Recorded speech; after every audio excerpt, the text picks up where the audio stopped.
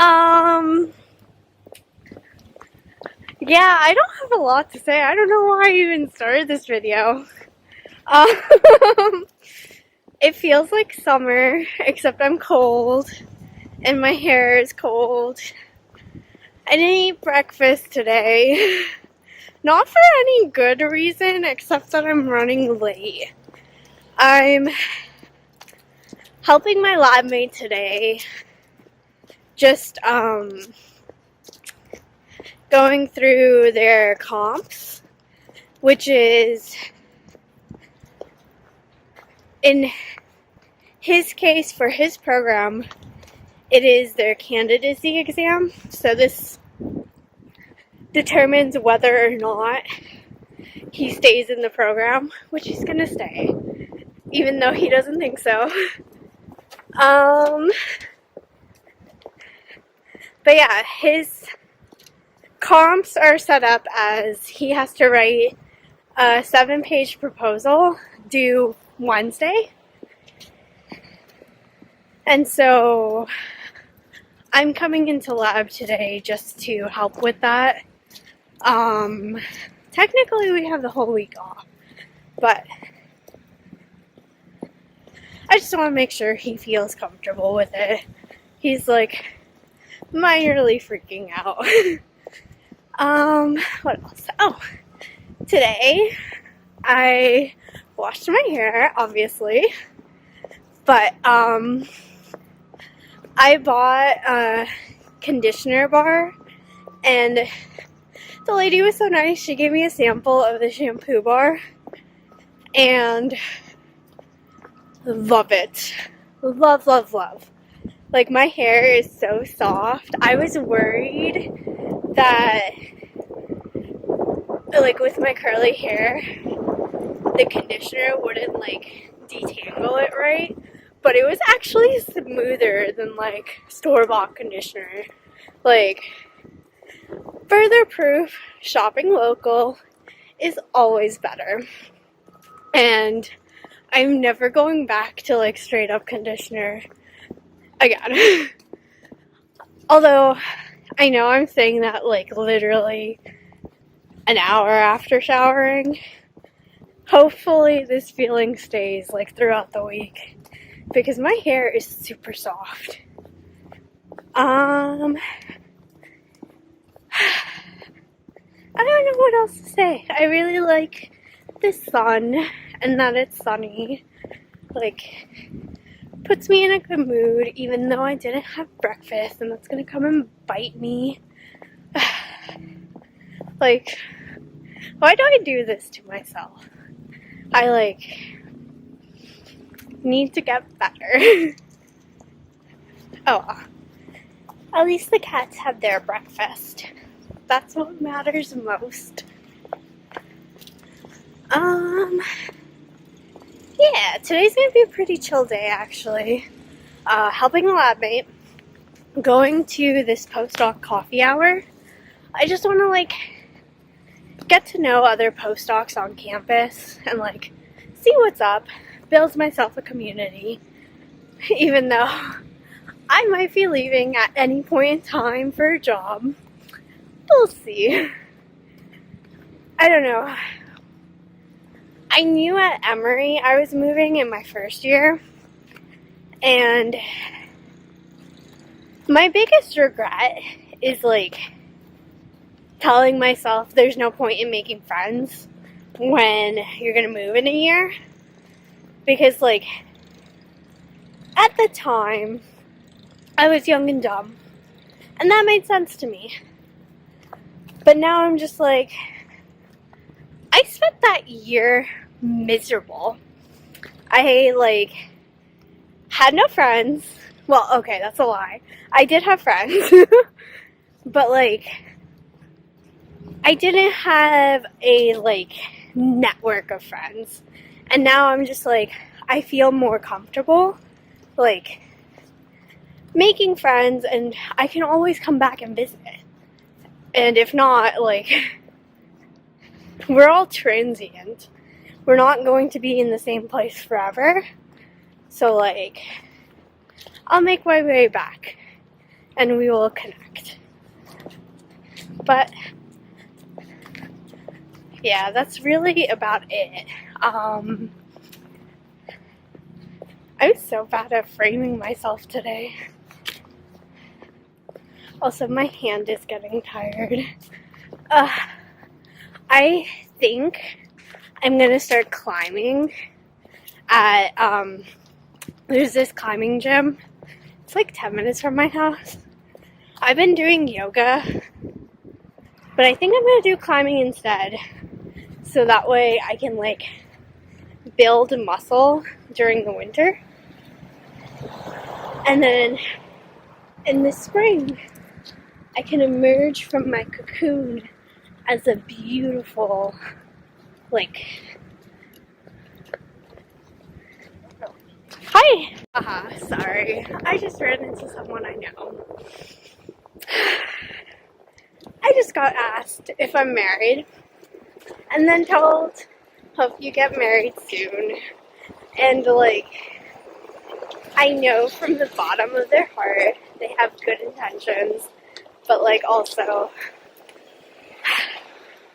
I hate society. That completely destroyed my previous train of thought.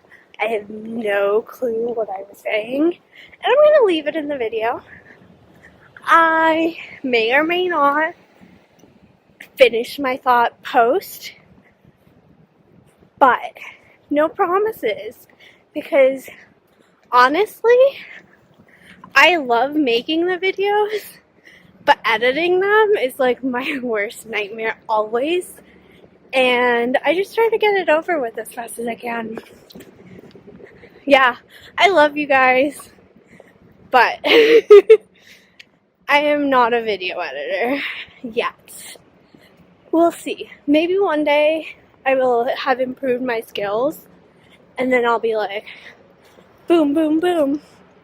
Here's the video, all pretty and edited.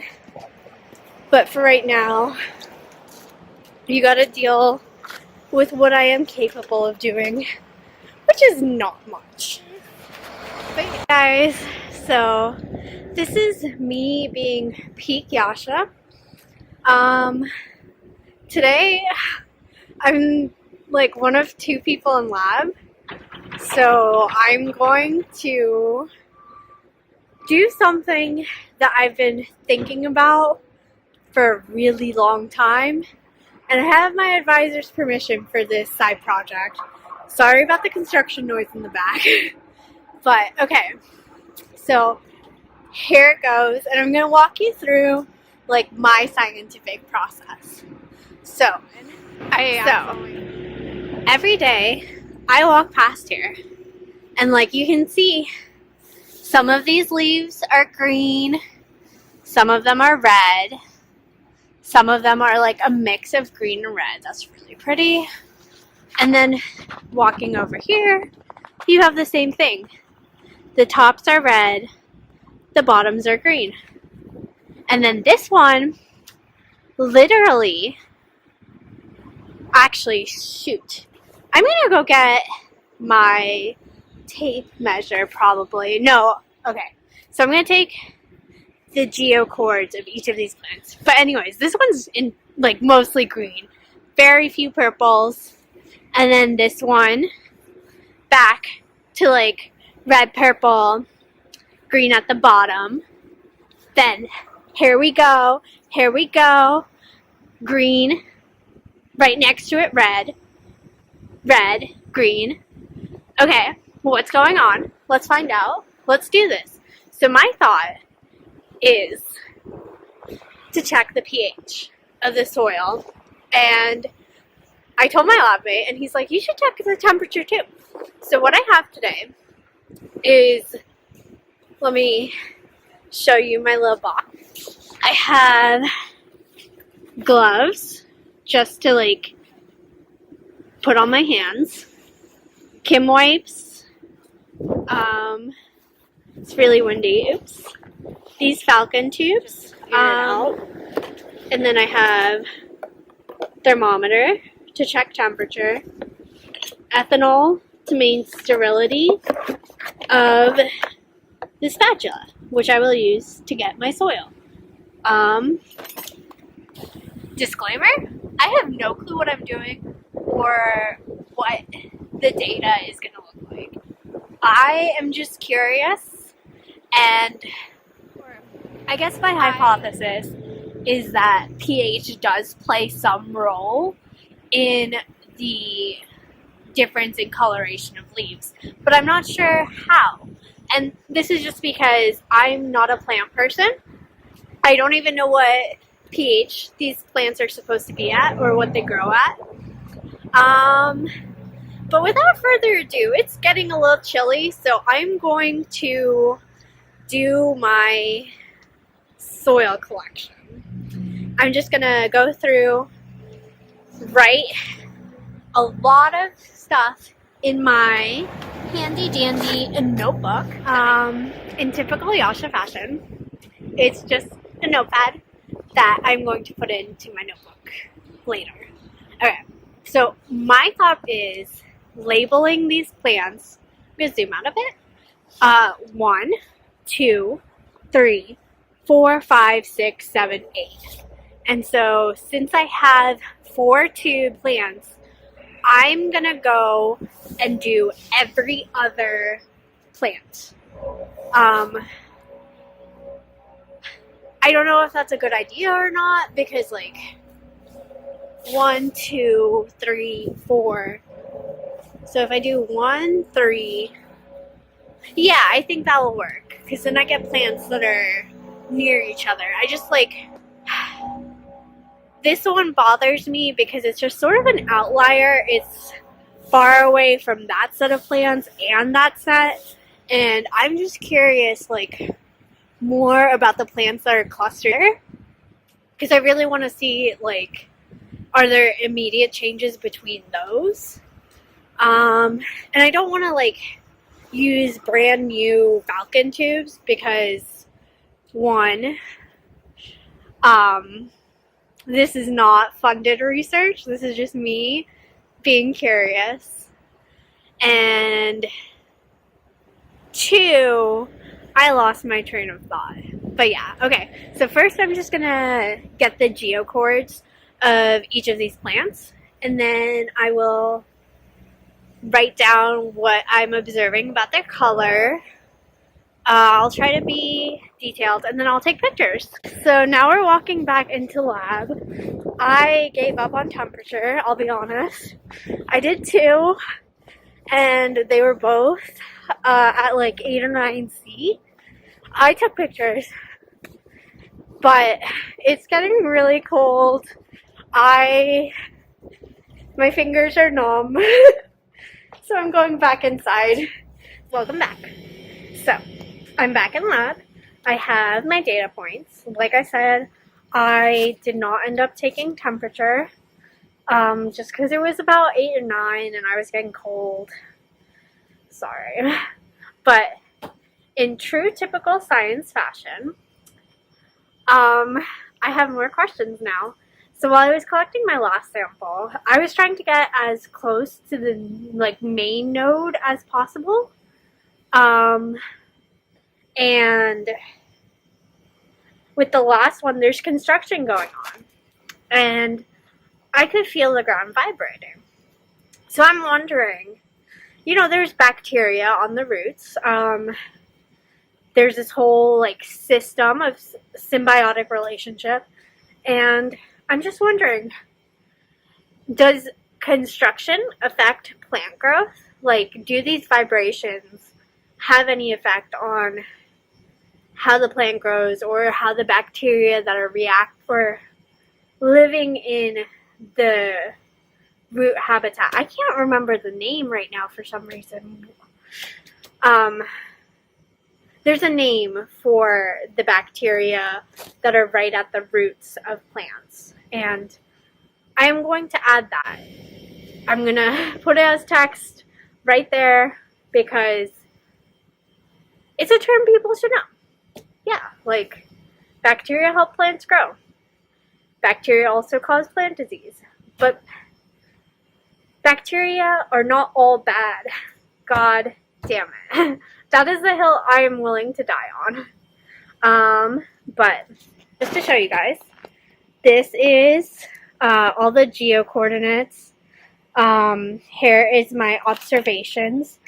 I took pictures of all of them, but since I'm only taking the pH of 4 of them, I decided to just talk a little bit more about like what colors I'm seeing. And I'm thinking of like going through and like using the eyedropper tool to just get the hue, saturation, and vibrance, brightness color codes. So that way there's more quantitative correlation between the pH and color. And then also I was thinking, and I'll have to look into this, if there's like an easy way to test sugar concentration, because anthocyanins are produced to like help the plant get sugar. And so I'm wondering if the leaves that are like more red have a higher sugar concentration, or like what's going on. But to this, these are our samples. So this is from the first. I need to relabel them. I don't know why I just brought a pen and not Sharpie, but this is from the first plant, 3rd, 5th, and 7th. And so you can see here, like, I didn't collect the same amount of soil for each sample or for each plant, and that's just because some of them were easier to collect and some of them a bit harder. And so what I'm going to do is take the mass, so that way there's more quantitative data for everything I'm doing. Yeah, like honestly, I know I said this before, but I have no clue what I'm doing. I am just going through the scientific process, so collecting more data than I need is better than coming back and being like, oh shit, I should have gotten that data. And I already had that moment. I do kind of wish I had masked these jars or falcon tubes before adding the soil, so that way I could have a better, but I think what I'm going to do is take the soil out onto a weigh boat, clean the falcon tube, mask the soil, and then put it back in. Not ideal, not perfect, but it'll have to do. Like, this isn't getting published anywhere, so I'm gonna be a little bit more lax than I would if I was doing this, like, as a real lab experiment. I am, like, upset that I have to do this, but it's fine. It's fine. It's fine. But yeah, so I did break my tripod, so I can't show video of me pHing, unfortunately, but you'll just have to believe me that I'm going to go mask these out and pH them. Maybe I'll try to take a video, but we'll see. Look at you. You do get to see me use the pH meter a bit. Right now, I still need to take the masses, but every day we recalibrate our pH meter. So I'm just going to do that right now. Hit the cal button. And before this sets, I am going to, let's see,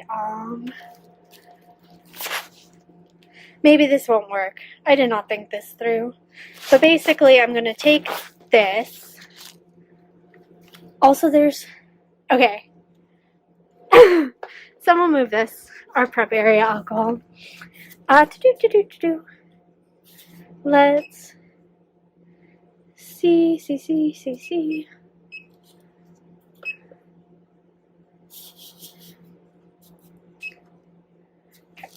So I'm going to put this down for a second.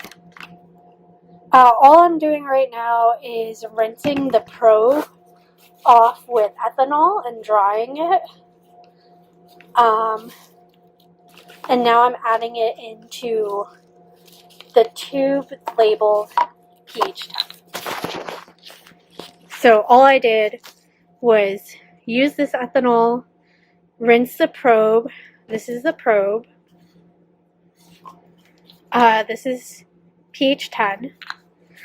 So what these are we have these solutions up here.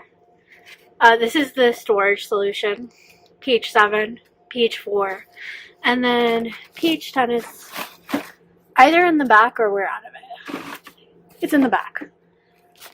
So all of these are different colors. You'd think that'd be helpful, and it sort of is, but then if you put them in Eppendorfs, which are smaller tubes, these tubes, they just all look clear. But yeah, so what we're doing is first to calibrate, we put it in the pH 10 solution, and so this is just taking its time. Hopefully it gets up to the right pH. Otherwise, first we'll empty this and try new pH 10 solution. But if this doesn't go up to pH 10 still, then that means something's wrong with the probe.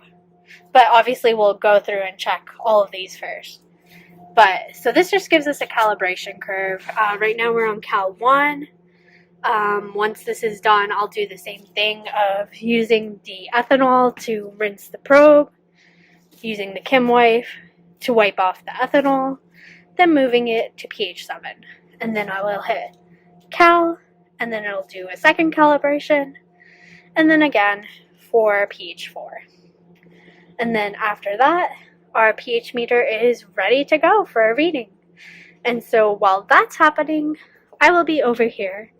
I will be massing out my soil samples. And so I'll talk to you guys in a bit. Okay, so I'm going to walk you through. I did the masses, and now they're in solution. So I'm going to walk through like what my process was.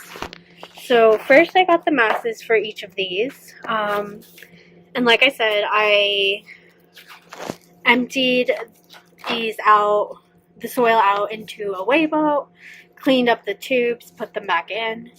And then first I wanted to, because of the masses being different, I wanted to make sure that the mass to water ratio was the same for all of them. So what I did was first I thought, let's do a 10% mass by volume solution. Did the calculation out for that using 5.2 grams because that was the largest or heaviest concentration I had. So that's just 5.29 over X milliliters equals 0.1, which is the 10%.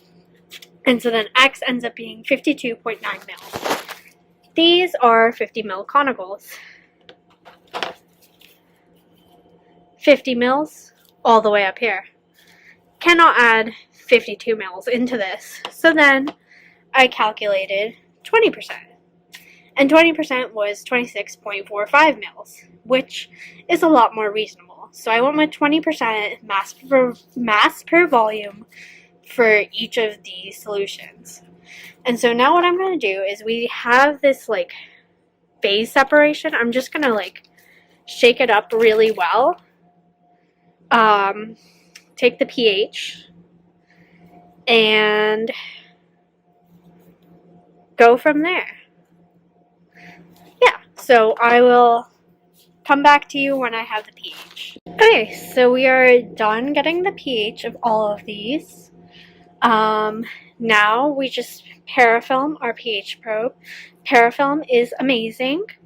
If you don't know what it is, you'll have to hold on because I need both my hands. So this is parafilm. Comes in this box. You'll find this box in every single lab. And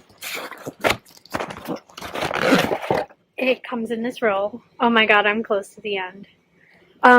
This roll should last you like 100 billion years. It's like chapstick.